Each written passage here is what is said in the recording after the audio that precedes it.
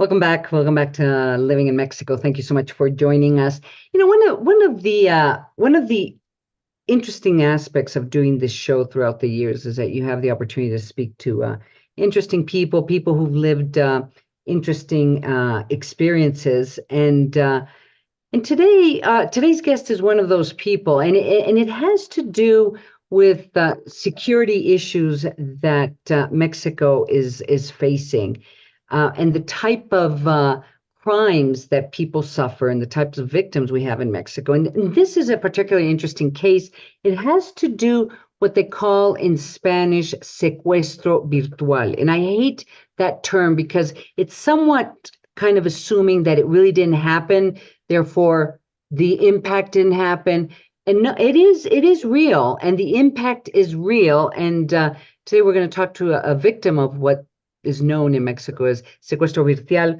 Joining us today is a Guatemalan businessman who was a victim in the last couple of days, Renato Faillace. He was in Mexico City. He checked into a very well-known chain of hotels, a very well-known international chain of hotels in the northern part of the city in Santa Fe.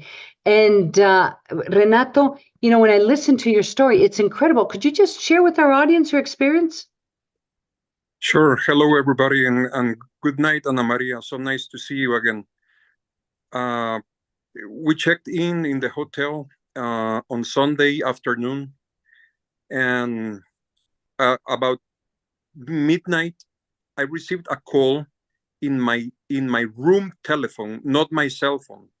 Mm-hmm. And they go, Mr. Faillace, there is a situation in the hotel, and the police is here, and they need to talk to you. Mm-hmm. And I said, okay. And then another person talks, which I assume was the police. Mm-hmm. And he says, a car with drugs and arms was abandoned in the front of the hotel, and we're checking if you or any guest has to do with it. Okay, no problem. Mm-hmm. Check whatever you want. Okay, I need your phone number to you make a video call in your room to check. You show me your room so we don't bother you in person. And I went, okay, because I received the call from the hotel. hotel telephone. Yeah. I didn't see it that. So I go, they call me in video call. I show them my room. And in that moment, they put picture on the cell phone, and there are two guys with masks, with Mm-hmm. with t-shirts with some letters Mm-hmm. saying they are of a cartel or something. Okay, yeah, they had the letters that represent one of the most important criminal organizations in Mexico, a very violent criminal organization in Mexico. So they Exactly. had those letters on their T-shirt, and their face was covered. And I don't know them really. I mean, I don't know who these people are. I don't know what they do. Mm-hmm. And so they tell me the hotel is taken with 30 armed guys, and that we have to follow their orders, or they're going Mm-hmm. to go up and put bullets in our heads, Oh me my and my gosh. wife. Mm-hmm. So next thing is they tell me they're regrouping people in different rooms. So they tell me to grab my wife, my identifications, and go to room number 15, 20, 1215. Mm-hmm. My room was 1220. Mm-hmm. This room, it's 5 meters away. But when we are going to the room, I hear the ring of the room's telephone. Uh-huh. And they call this guy there to tell him that he has to open the door because there is a situation in the So you hotel. you heard the phone call. You heard them when they were calling this other guest. Exactly. Wow. And I heard him on the other side of the door saying, Mm-hmm. why do I have to open my door? I don't want to open my door. And they in a way scared him because he Mm-hmm. opened the door. Then we enter, and they told me to put my telephone on the middle of the front desk of the bed, and tell us to sit down, the three of us, and start yelling many bad things in Mexican Spanish, very bad words, that they're going to kill us, and they want to check if we are not bad people, that if we didn't go to Mexico to do something bad, or they want to know if we are people from the other of their enemies. So, I mean, But how many hours were you there sitting 8 hours. in this hotel? 8 hours. So this was from midnight until 8 o'clock in the morning next day. Yes. And you were just sitting there, and were these people talking to you all the time through these, because it was your cell phone, and it was a video call, so they could see you, right? They could see you. That's why we couldn't move, because if we move, they jump and scream, "Stay down! I'm going to kill you! I'm going to go to your room and kill you!" So it was very bad. And at the same time, they were talking to the telephone of Mr. Montenegro. It's a very nice guy that was in his room, and into the telephone of my wife. And they were telling her, "Tell them to stay quiet or we're going to kill them. Tell them to move. Tell them to this." It was horrible, really. It was very bad. So what happened? I mean, 8 hours went by, and what happened? How were you literally rescued? Okay, we were using the Wi-Fi of the hotel, and sometimes it didn't work well. So the video call cut off.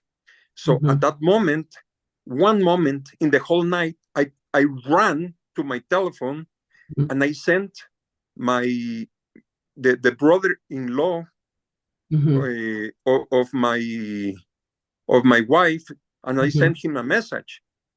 "Carlos, we are in a bad situation. Please bring police, and please bring a lawyer, because I want a lawyer to take notes of everything what happened here, so I can go to put to go to the public ministry to tell them what happened to me." So Carlos came with at the same in that moment they called me again to restart the video. So I put and I sat, and in those 30 minutes they talked to my wife and tell them, "Call your sister, we want to talk to her." And I assume they took us, they had us all night there waiting for the banks to open, or trying to get the phone number of my wife's sister that she lives in Mexico since 30 years ago, and tell her to take out money or something. I mean, this was a virtual kidnapping and kind of extortion, because at the end they wanted forcibly to talk to my wife's sister to see if they could get some money. That's what I think. So that's what they ultimately, and I've spoken to other victims of these types of crimes, and ultimately it's a way to get money, particularly cash. But what's incredible is that you were in a very fancy Mexico City hotel, and you were literally prisoners for 8 hours, and your brother-in-law had to come and with police, literally, he, the fact he could round up some police, and they went up to the room and they rescued you. I mean, this is, I know for some of our people in our audience, it would be hard to understand how this could happen, but it does happen. And I have, classmates of mine who visited Mexico City. Yes. The thing, Ana Maria, is that, I mean, it's really hard to understand how it happened, but they tricked me. They tricked me, because they called me to my hotel room telephone. Yeah. Now, do you suspect, I mean, how do you think this happened? Do you suspect that people in the hotel, I mean, how did they get your names? Someone had to give your name and the name of the other guest. The only place in Mexico where they took my name is from the registration of the hotel, because it was my third day in Mexico. We didn't go to another place. We were in my wife's sister's house, and the last day we wanted to leave, because I mean, I didn't want to bother them anymore, and we wanted to go dinner, have shopping, whatever, you know. And no one had my number, my name, and the only way it was from registration of the hotel. Or so my understanding, because we're running out of time, my understanding that the hotel hasn't been very helpful in that sense, almost kind of insinuating that you fell for it and it's your fault. So let me ask you this: Do you have any advice? Do you have any advice for people who are listening to the show? Yeah, of course. I mean, any place you go, if you see, if you receive a call like I did, telling me there's a situation in the hotel and the police or whatever wants to talk to you, I mean, it's better to hang up, or with your cell phone, call someone to see what they telling you it's real, because probably if it's not real, it's going to happen something like happened to me. I mean, the thing is, if this is happening in very nice hotels, imagine what can happen anywhere. Yeah.